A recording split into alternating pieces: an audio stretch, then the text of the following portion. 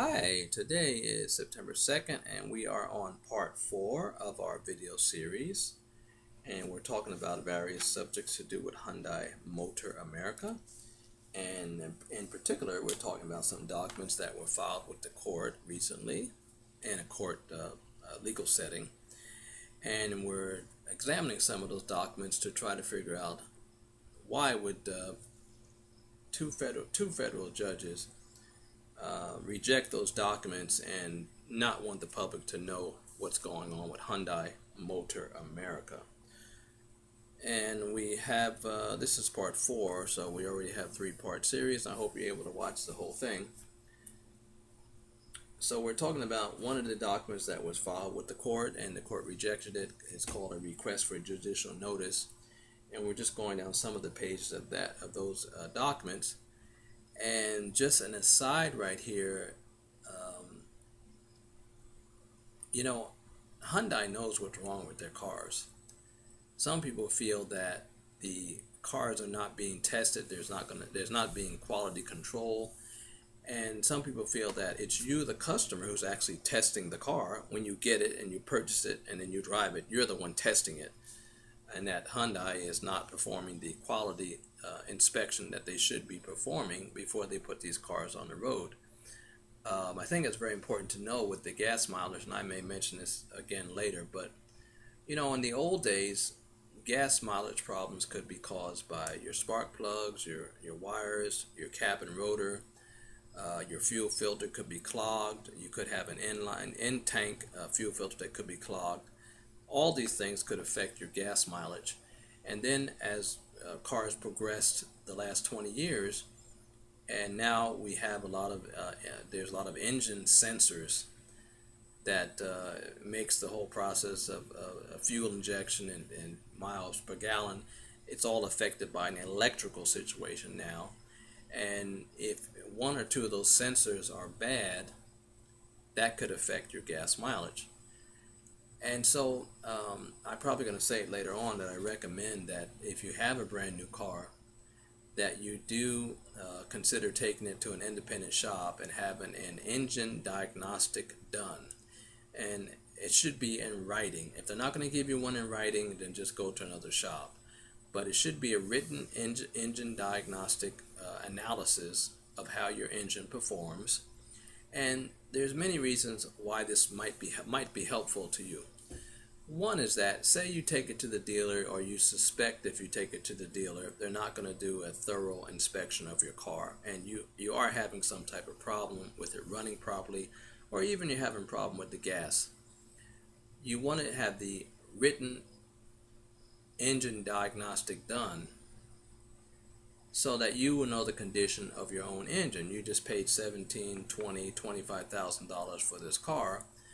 You're going to spend maybe $100 to $500 for that engine diagnostic, and it's going to tell you the condition of your engine. You just bought a brand new car, you're assuming there's nothing wrong with the car, but you're having problems, and some people are. Some people just bought a brand new Hyundai and the car won't start. Some people just bought a brand new Hyundai and there's some type of scraping coming from the brakes. Or they bought a brand new Hyundai and it's not getting the gas mileage. And believe me, my opinion is that problems with your brakes, problem with your axle, problems with your front end, problems with your airbags, problems with your sunroof exploding. I mean, to me, these are more important problems than gas mileage. Gas mileage is important, yes, but something that has to do with the safety of the vehicle, like rust, suspension, brakes, tires, the engine running or not running, those all have to do with the safety of the vehicle. So, I think those are a bit more important than the miles per gallon. But going back to the fuel system, you might want to do that diagnostic just to make sure that you know the condition of your engine. Now, if you do the diagnostic, you find nothing wrong, just keep it to yourself.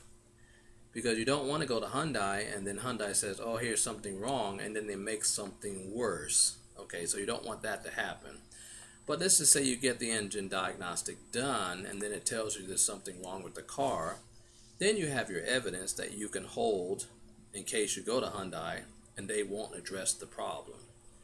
So there's many reasons why you should get the diagnostic, not necessarily because there's something wrong with your car, but you should get the diagnostic so you have a witness that's on your side that can say, this is how my car is running. So that's my suggestion about that. I mean, who really knows? Do we really know as the consumer?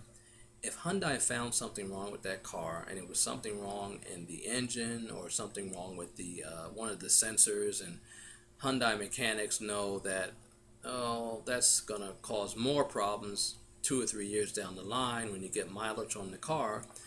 But instead of telling people about that, or instead of investigating that further, because Hyundai knows if they have to replace that sensor, that's going to be, pretty expensive for thousands of people, for Hyundai to replace that sensor. So what Hyundai does is they come out and they say, oh yeah, well, we were off on the gas mileage by 1 mile per gallon or 5 miles per gallon, so we'll give you a rebate. So Hyundai saves a lot of money, and I'm not saying this is exactly true. I'm saying it's a possibility, but Hyundai saves a lot of money by just simply saying, hey, we'll give you $5 per gallon or $1 per gallon, rather than having to address the problem of what's going on mechanically with that car, which could cause a problem down the line. Hyundai saves a lot of money. Okay, so let's go back to that court document. It was a request for judicial notice. It was filed with the court. After the court filed it, then the court rejected it, blah, blah, blah.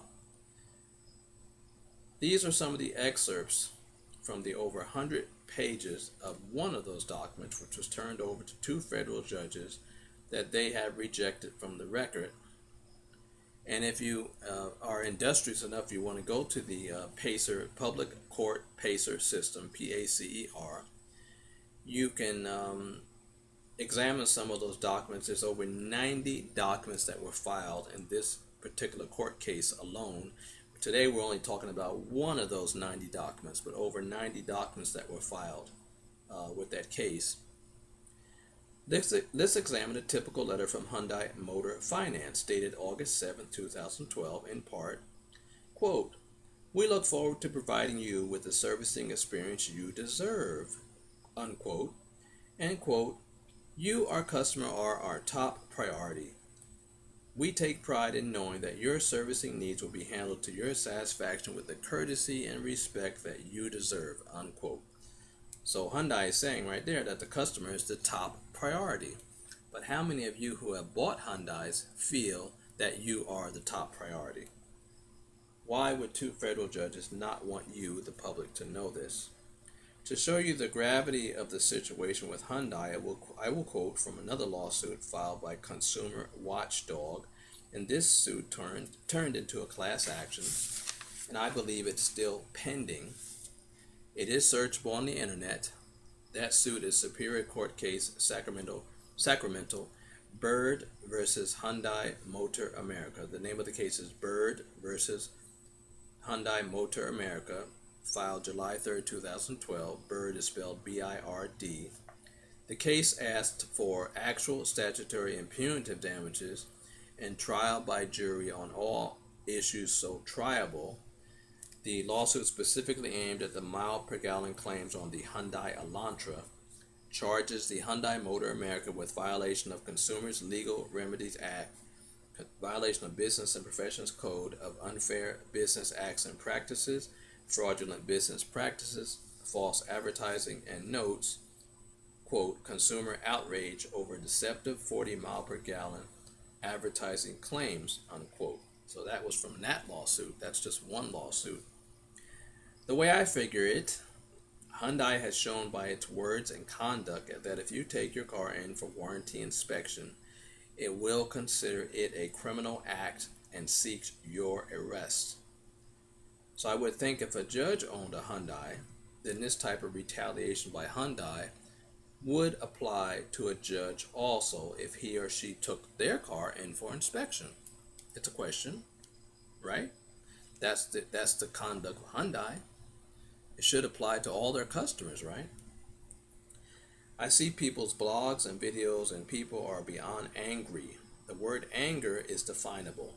The frustration car owners are feeling is undefinable. It reminds me of how 50 years ago, whites denied jobs and job training to blacks due to the color of their skin. I hate to say it, but to this day, blacks are still being denied job training, and sometimes the denial is by their own people. I feel Hyundai owners must be feeling a similar frustration when being denied service to their vehicles. Well, this is the end of part 4, and we're going to go on to part 5. So thank you very much for listening, and I look forward to you listening to part 5.